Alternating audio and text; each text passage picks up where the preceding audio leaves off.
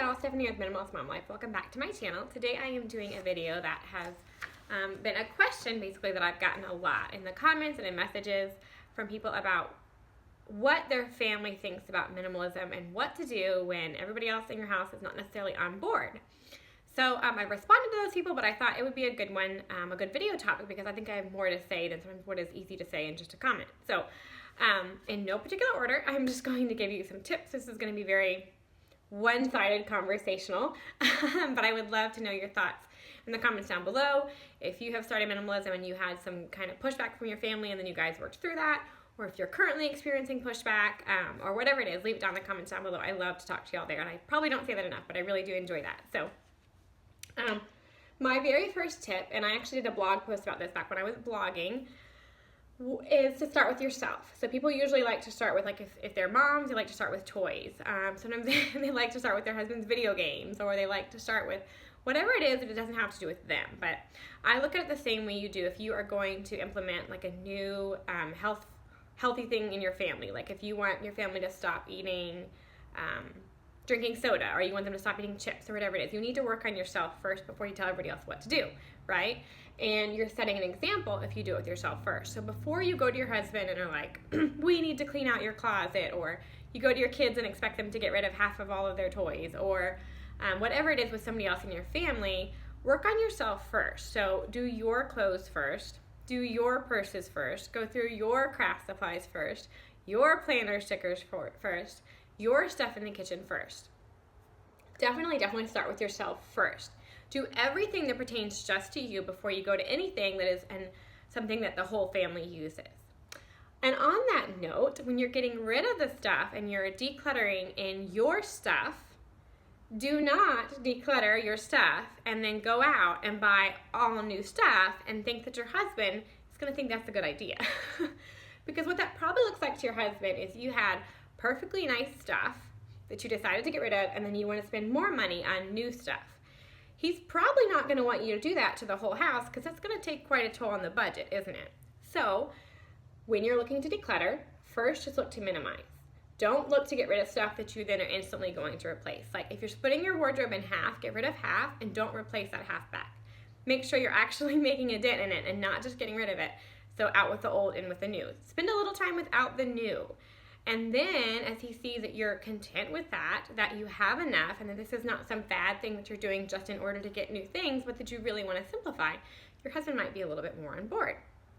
And same thing with your kids. When they really see that you having less stuff has a payoff, which is my other point, make sure there's proof in the pudding of what you're doing. So if you're saying to your husband and to your kids, because you do need a why as to why you're simplifying, if you're saying, I'm going to be less stressed out, I'm going to have more time to play with you, I'm going to have more energy for you when you get home, honey, if I have less to deal with in the house, then you have to have those things, right? Because if you're simplifying and those things are not an outcome, why would anybody want to get on board? Because there's no positive outcome. You're not getting what you're saying you're going to get. So there needs to be proof in the pudding. And I understand that you may feel like, well, if I've decluttered my stuff and not the kids' toys is what's really stressing me out. And so how can I have that proof in the pudding if what I really want to get rid of isn't gotten rid of? But first off, it should help to simplify yourself. I think it's a lie we tell ourselves that it's everybody else's problem that is affecting us, and it's not us. Your biggest problem is the person that you see in the mirror. And so fix you first, and then show to your husband, show to your kids, hey, you know what? I had this amount of time today that I was able to push Johnny on the swing, or I made you this super awesome meal because I wasn't spending all day organizing stuff that we didn't need. Like I had time for you, for the kids, for a hobby, for jobs, whatever it is, because I simplified the amount of stuff in our home. Have proof in your pudding for them so that they can get on board, and start with yourself. So those are my first couple tips. My third tip is slow and steady. So one of the awesome things about minimalism is that there's a lot of instant reward, right? So you clear out 5 bags out of your closet, out of your kitchen, or out of your CDs in your car, whatever it is, and you're like, that weight is lifted. Like that feels really, really good. And that can cause you to want to, bullet through your entire house doing that stuff. And if your family's on board, then by all means, go full speed ahead and do your entire house as you have that energy. But if your family's not completely on board, this is not the time to do the whole house in a weekend, right? Because that's going to feel like a tornado went through. They're going to feel like they didn't have any control over what it was you were getting rid of. Maybe they wanted some of those things. So this is when slow and steady wins the race. So slowly going through your stuff, you can go quickly. And then when it comes to the family stuff, go slowly. You don't need to get rid of every single toy the first time. You don't need to get rid of 90% of your daughter's clothes the first time. Minimalism is an ongoing thing. I post on Instagram a lot that if I'm getting rid of stuff, like if I have bags I'm taking to the homeless shelter or something, to show this is an ongoing thing. You may look at my house tour and be like, Stephanie, you have nothing to get rid of. But trust me, things still come in and things still need to go out. And the more you live with the less, the more you live with less, the more you realize how little you actually need. And you'll get rid of more and more. So it doesn't have to happen all at once. I get asked a lot of the number of things that I have, like how many shirts do my kids have, or how many purses do I have, or something. And I want to share because I think that's good and I want to be honest with you guys. But I don't want you to ever look at that and say, okay, so that's where I need to go. So if she has, this amount of shirts and I only need that amount of shirts and I have to get rid of all this. Or if her kids only have one basket of toys. If your kids have a whole entire playroom full of toys, going to one basket of toys might not go over well. But I bet you can month by month, week by week, be weeding out toys and finding out what they really like, and you can get down to that one basket of toys. But it may take 6 months, it may take a year, it may not be something that you can do overnight unless your family is on board. So slow and steady wins the race. You are making progress. If you feel like you aren't making progress with simplifying because your family's not on board, the number one thing I would tell you to watch for is that you're not bringing more in. Because as long as stuff is getting out of the house, even if it's going slowly and not as fast as you like, if you're not bringing more stuff in, then you are simplifying. You are making progress with each bag you take out, as long as you're not instantly bringing another bag in. So watch for that, and slow and steady wins the race. That allows you to have proof in your pudding to show everybody in your family that this is working, that simplifying your life is a benefit to you, and it is a benefit to them.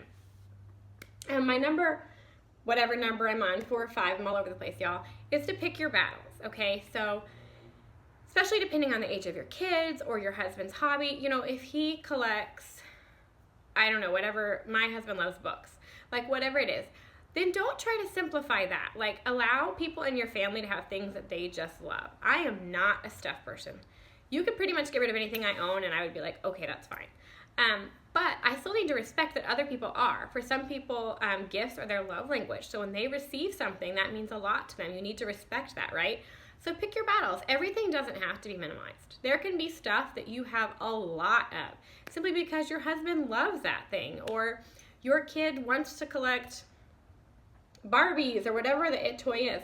Then we don't need to simplify the Barbies maybe. Maybe that's just a battle you don't pick and you say, okay, that's something that they love, and so they are welcome to have a whole bunch of that.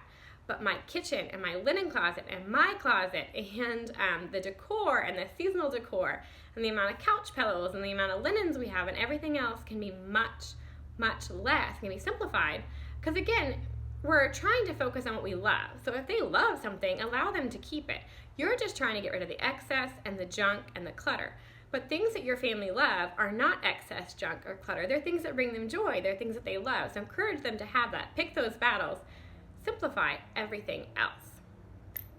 And then my last one, and I touched on this kind of in the beginning, is the importance of knowing your why.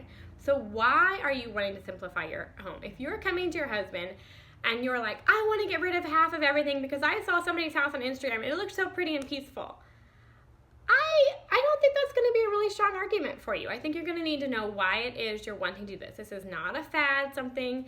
This is not because everybody on Pinterest is painting everything white and Joanna Gaines says it's a good idea. Like, this is something that in you feel like, okay, I would be less stressed. I would have more time. I would whatever. I could cultivate some more contentment with less. I wouldn't be overwhelmed. Whatever it is, know your why. Explain your why well. And that's not only for your family, but that's for you. You're going to have an easier time decluttering and simplifying and getting rid of stuff if you have a really strong why. If your only why is because you like my living room or something, that's not going to last. And that's going to be a really hard sell on even yourself to get rid of things, let alone everybody else in your family who could care less what my living room looks like. So know your why, be able to explain your why, slow and steady, proof in the pudding. Pick your battles, let them have their stuff, y'all, and I promise you can get them on your side, slow and steady. It will happen. Cover it in prayer, give them grace, and bonus tip, remember that minimalism is not salvation. So this does not have to be something that everybody in your family is passionate about. This is not your key to heaven. Jesus doesn't love you more if you have 100 of something or 10 of something. He loves you no matter what.